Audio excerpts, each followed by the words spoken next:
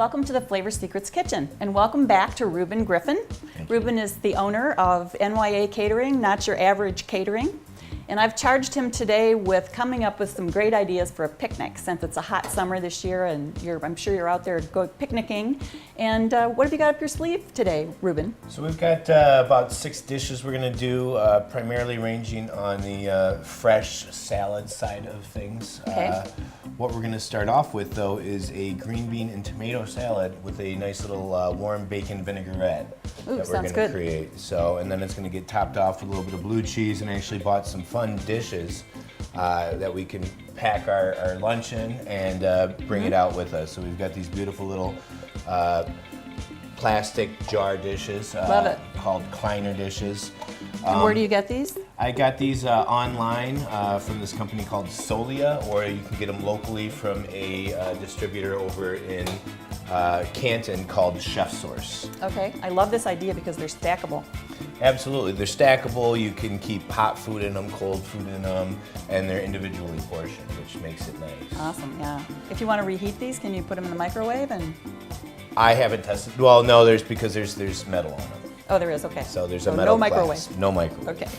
So what we've got going on right here, we've got a little bit of thick cut, locally cured bacon that we're rendering down in a pan with a touch of olive oil, getting it ready to put the green beans in to finish it. So rendering down just means cooking the fat out. Yeah, cooking the fat out, creating a little bit of a textural difference in the bacon. So you have just a slight bit of crisp. You don't want overly crunchy bacon in this. So Okay. you're gonna have good crunch from your green beans, which we're going to add to the dish now.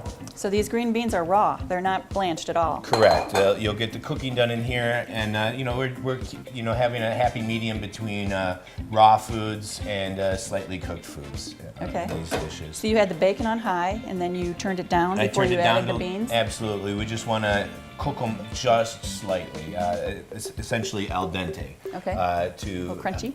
Yep. To create a good texture in the dish. I don't like mushy beans. I like crunch in most of my foods. So what we're going to do next is we're going to add a touch of balsamic vinegar. This beautiful little balsamic vinegar helps deglaze the pan a little bit, adds a nice little acid con to it. So there was also some oil in here. So basically what Ruben's doing is making a vinaigrette. And we've talked about vinaigrette before. It's a certain portion of olive oil and a certain portion of balsamic vinegar. I usually do 2/3 of a cup of oil and 1/3 of a cup of balsamic. But Yep. he did this much and that much. Well, and you have the other fat in the pan from the bacon as well, which is going to add to the dish. Right. Smells lovely. So that balsamic will reduce a little bit too while it's cooking, It will right? reduce a little bit too. You're going to help essentially steam the green beans a little bit too, so this will help with the cooking process of it. So you got it nice and bubbly in there, get a little more viscous, and then we're going to finish it off with just a little bit of the tomatoes. Put it in You've sliced in half? Yep, we've cut some nice little cherry tomatoes in half. That way it's a lot easier to eat. You don't have to worry about trying to poke a fork in a round item that just slips away all the time. Right. And then we'll top it off with just a bit of crumbled blue cheese. Ooh, yummy. So that way bacon and blue cheese. And will you put that in hot or will you cool it down first? We'll cool it down, so it'll go in the dishes. We'll let it sit for a little while, let it come back to room temperature, and then we'll put the blue cheese on there. Still slightly warm, so that you get a touch of melting, and it adds to the flavor. Just Awesome. building layers of flavor is kind of what I enjoy to do. So when you take this out on your picnic then, do you eat it warm? You can have this room temperature, or you can have it cold. Either way, I mean, it's going to be nice if you want to bring it out and let it sit out a little bit. The fats of the olive oil and the bacon will coagulate if it's too cold. Right. But at the same time, it will, when it's cold, it will actually adhere to the individual items a little bit more. So How far ahead can you make this? you can make this a day ahead easily. A day ahead. In fact, I would, because then the colors would, or the flavors would meld together even better. Absolutely. A lot of these items you can make ahead, and they will last a little bit longer. Develop, textures will change. I always like food. I'm a leftover kind of guy. Uh-huh. Working in restaurants, I don't get to eat meals with my family. I get to come home and eat what my family had for dinner 4 hours ago. 4 hours ago, okay. I'm sure it's very good. All right, what have you got next? Next, we are going to prep the quinoa for a chicken dish that we're going to finish last. We've already got the chicken in the oven. Quinoa is a beautiful little South American grain. It's a complete protein. It's a really nice dish. What we have here is red quinoa. So what you're going to want to do is bring your water up to a boil, slightly seasoned. So we'll add a little bit of salt to the dish right there. Did you put salt and pepper in this? It's actually seasoned with the bacon. With the bacon, okay, so no salt and pepper. No salt and pepper, Okay, and look. then you're going to get even more seasoning from the blue cheese. That's an absolutely beautiful serving size. Love it.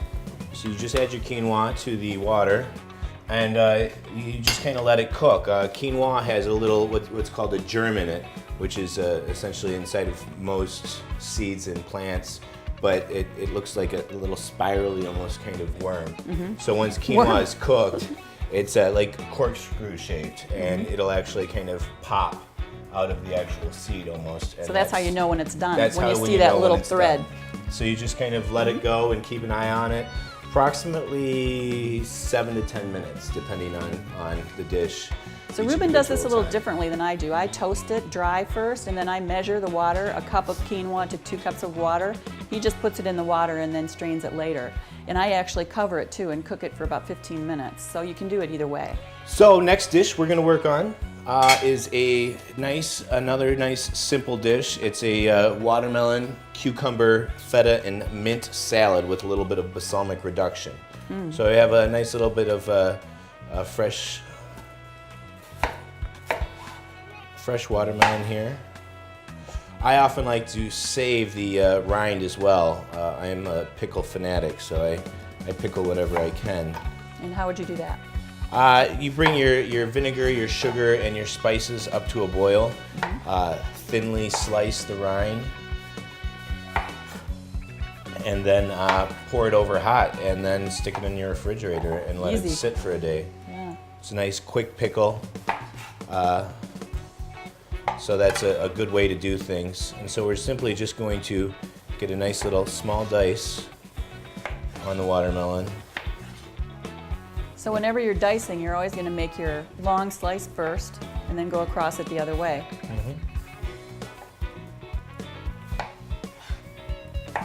Looks good. Will you skewer these, or this is another salad This type? is another salad. We're doing a lot of salads. I like You can salads put those in here. in especially for picnic situations, because that way, especially these salads, they're more of a raw scenario where you marinate the items in some type of vinegar, a fat a lot of times, and just allow them to develop flavor. So that way, Look how beautifully you cut those. If you're a little careful about cutting them evenly, it makes your salad look a lot prettier. absolutely, it A makes lot more it easier professional. to eat. Right. Easier to eat. True. So we've got that right there. We're going to take a little bit of cucumber as well. Looks good. And you could score the cucumber down the sides if you wanted to, right? Make it pretty. Yeah, you have those the fun little channel knives that you can use. Pull it along the sides, pull little channels out of it, create it nice. I like to cut my cucumber on a bias. These are English cucumbers, so that way you don't have to worry about taking the seeds out of it. Or the skin off, right? 'Cause Exactly. it has a kind of a thin skin that's A lot Like more I do. palatable. nice big chunks. That Pretty. and another thing to do, remember when you're doing salads, especially when you have raw product like this, is to change your shapes. Don't have everything cut the same way, because that way it's more pleasing to the eye. You have a variation in there. If everything is all diced, it looks like a salsa and not a salad. That's right, exactly.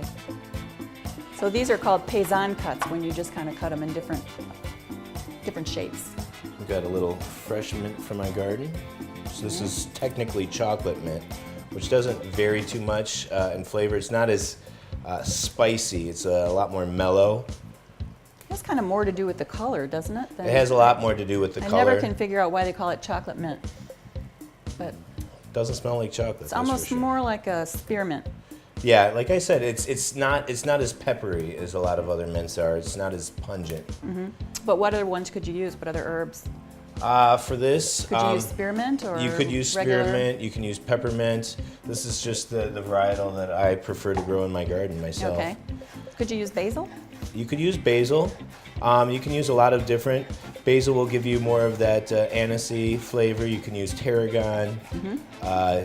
Honestly, you really can't go too wrong with fresh herbs. But I love the mint I like with the watermelon I like idea. The mint Yeah. with the watermelon, the mint with the cucumber. And that'll hold up okay as we keep it overnight, or Absolutely. would you put that in at the end? No, that I would put that in right away. Let the flavors kind of leach out of each other. And this is Okay. one that you will put just a touch of salt into. Okay, no pepper. No pepper in this. And salt Nice. spikes up any flavor. It makes it taste better. Yeah, this is going to bring out the sweetness in the watermelon. This will bring out the flavors in the cucumber. And you don't want to add too much salt because we do have this nice Bulgarian feta. And where would you buy that? Where do you like to shop? You can get this at Holiday Market. I got this at Western Market in Ferndale. I'm from Ferndale, so I try and keep my money as locally as possible. So in that case, I keep it in the city. But everybody carries a Bulgarian nice feta, Papa feta. Joe's. I like the Bulgarian over the Greek, personally. Because It's a little more tangy and a touch creamier, I feel. Now, Bulgarian feta. you can see that it's creamier. It's said that it's just sheep, but from my knowledge, they do sheep and cow in this. So, and then we will just finish that with a little bit of this balsamic reduction that we made ahead of time, which is just balsamic vinegar, brown sugar, and then reduced down till it's a nice viscous syrup. So we just a little That's bit a of good that way in there. to, if you want to use a less expensive balsamic vinegar, that's a good way to strengthen its flavor. Absolutely. And just a little bit in there. And we'll stir that Yummy. up. It's very good with cheese. You can put it on your cheese plate also.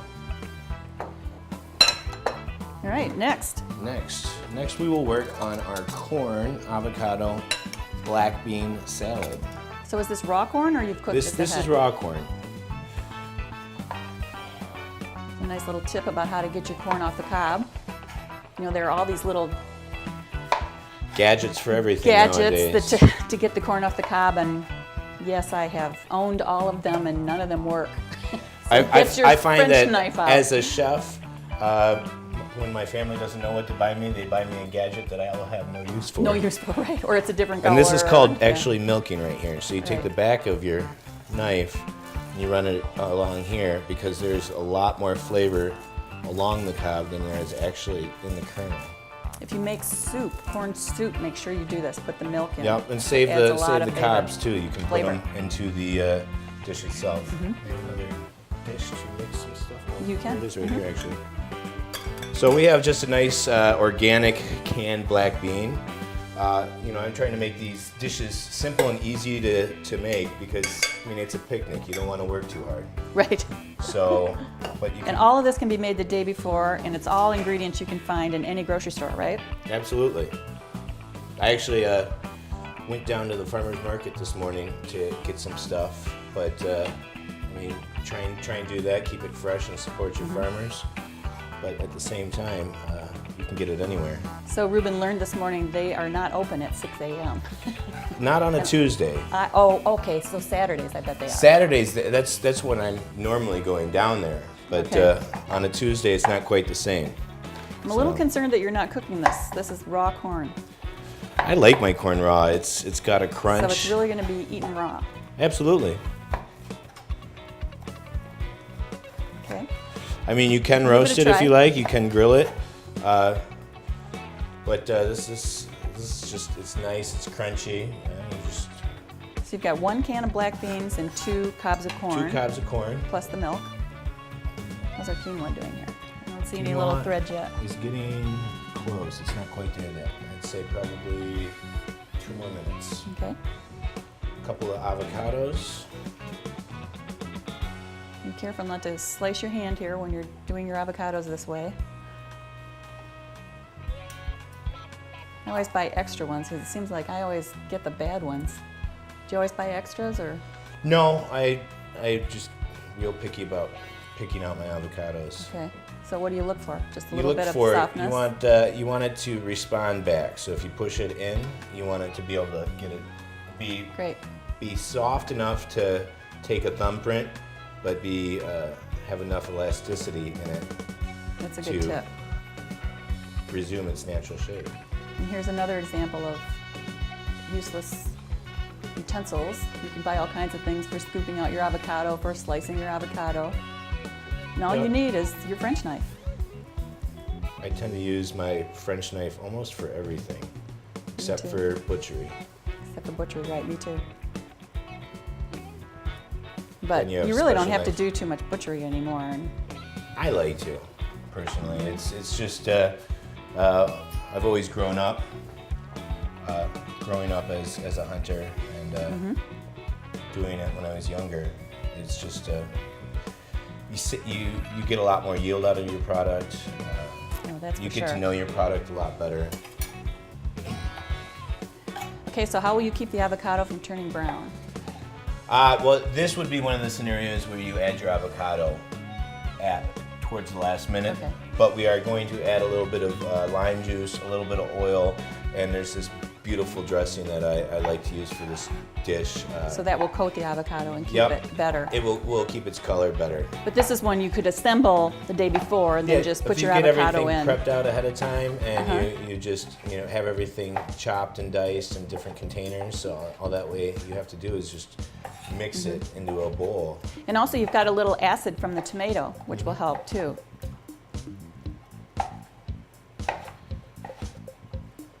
Looks good. I've actually got some lime oil back here. See how he rocks the knife when he cuts that tomato? Yeah, you make the knife work for you. If you just press, you're gonna smash your tomatoes and have tomato sauce, not diced The other thing tomatoes. is you're going to ruin your wrist. Don't ask me how I know that. But when I first started doing a lot of chopping in school, I was in a terrible amount of pain. But when you rock your knife, like you said, use the weight of the knife to work for you. Yeah, they're tools. They're supposed to do their job. That's a good way to put it. Again, you've got a lot of really beautiful colors in this salad. So we're gonna Gorgeous. finish this off with a touch of cilantro, and like I said, it's a great dressing. It's called Garlic Expressions.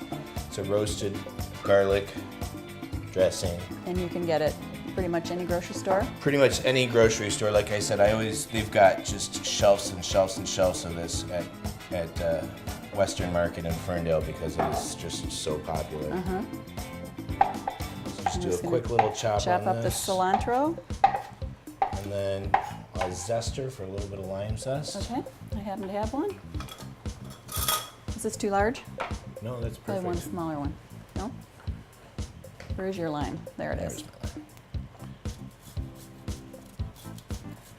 So zest is the skin Yep, of there's a lime or a lemon or an orange. There's or- a lot more flavor, a lot more oils, a lot more vitamins actually in the zest than in the actual fruit itself. So you just don't want to zest too deeply so you don't get the pith underneath it. Yeah, all that white stuff tends to be bitter. Bitter, right. It's good. It's another one you have to be careful of when you hold that zester that you don't take off your side of your hand there. Nope. Just a little bit A of little bit of lime juice. lime juice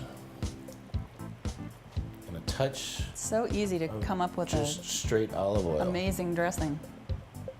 So this is extra virgin olive oil, just a little bit. And this we will add a little bit of salt and pepper to the dish.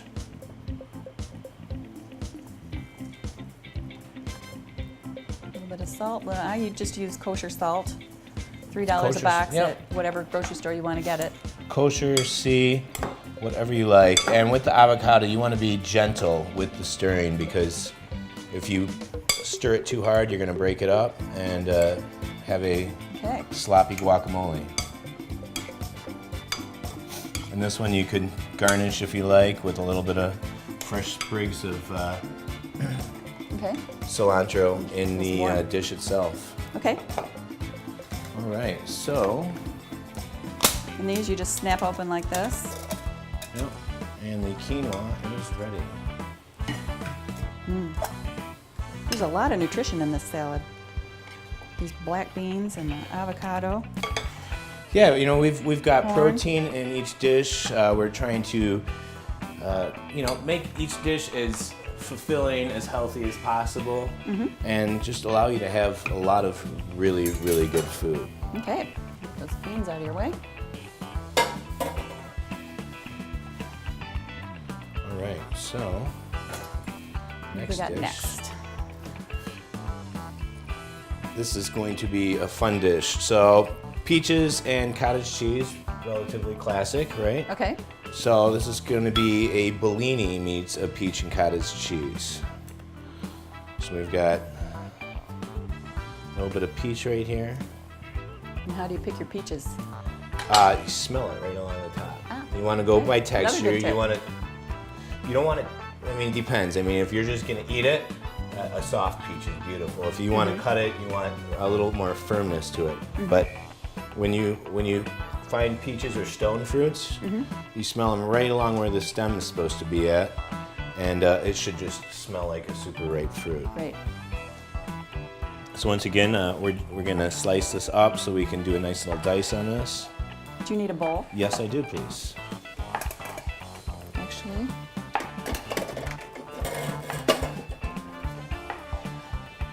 I like to use these glass bowls so people can see what you're doing there. So we're just doing a nice little dice on these peaches. And what we're gonna do is I've got a nice little bottle of Prosecco behind us, a little bit of sugar. We've got some candied ginger. I'm going to Sugar. Did you say marinate- Prosecco? Prosecco. Is that what you said? I said Prosecco. Okay. And some candied ginger. Get it all here for you. Now, I like peaches and ginger. That's just a beautiful classic combination. Delicious. You have. I like using the candied ginger too because it gives you a little chewiness, a little texture. Once again, like I was talking about. We've got a little bit of cottage cheese right up there. I like for this dish. I like the larger curds. Just it makes it a little more appealing to me personally. Bite size as opposed to miniature. So kind of like in baseball, you choke up on the bat, so I'm choking up on the French knife. So I have a feeling people are going to start throwing their gadgets away or This get yourself a good French knife. takes a little bit of years of practice to do it. I mean, even right out of culinary school, I was probably using a lot more knives than what I do nowadays. Nowadays, I have a it's whole just drawer full, and I probably use that one the most, just like we said before. So hopefully these wouldn't be Michigan peaches yet, right? no, they're not Michigan. These are technically Georgia peaches still, but Georgia is famous for its peaches. Michigan's season is definitely More like far behind August, Georgia. Absolutely. So we got probably a good 6 weeks at least left. Are you finding the harvests are coming in later because of the cold winter? They are. Yeah. I've got fruit trees in my backyard. That and the actual abundance of the harvest we had last year due to the poor harvest we had the year before has affected it a lot as well. So we're just going to scrape this off. Thank you. There you go.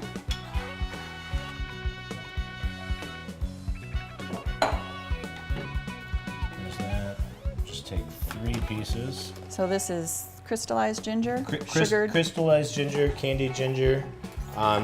I liked it. You know, in restaurants I make this myself. It's easy to make. Love it. It is time consuming. Spicy. But then you have a ginger simple syrup that you have as a byproduct of it. Extra ginger sugar you have off of it. You know, restaurants you really want to utilize and have as many different products off of one thing as you It's like possibly eating candy. can. It really is. It's good for digestion, good breath freshener, all sorts of different utilizations for it. Probably do about 2 tablespoons of sugar in here. Okay. A little bit of Prosecco. We'll let that macerate for a little while. All right. So quickly, we have just add a little sugar to add, and then we'll come back and show you the 4 salads for your picnic. Absolutely.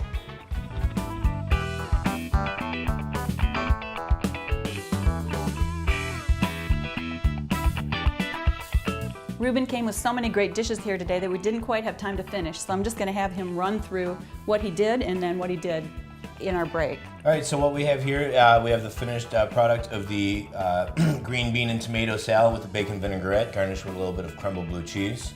Here's our watermelon, feta, and cucumber salad with mint and balsamic reduction. That's just like that is. We have the corn, avocado, tomato, black bean salad, a little bit of cilantro, just a little bit of fresh cilantro on top. We have our peach bellini and cottage cheese with garnished with a little bit of mint sprig, toasted almonds, and fresh raspberries. So the cottage cheese is underneath. Yep. And the And then last we one? have just a simple tomato, cucumber, and red onion salad with dill and a champagne vinaigrette. And here we made the chicken with the quinoa And snap this is a peas Mex America tomato basil wrap that we used. and a Oh, look at yogurt that. dressing and a little bit of Tabasco jelly in the yogurt dressing to give it some heat. And Tabasco jelly is, It's a jelly made out of Tabasco chilies. okay, awesome. So you could use the green, any kind of pepper jelly for that, right? Absolutely. Okay, awesome. Well, thank you so much, Ruben. These are great ideas for picnics. I really appreciate your coming. Well, thank you for Ruben having me again. Griffin of NYA Catering, and I'm Chef Lynn. Enjoy.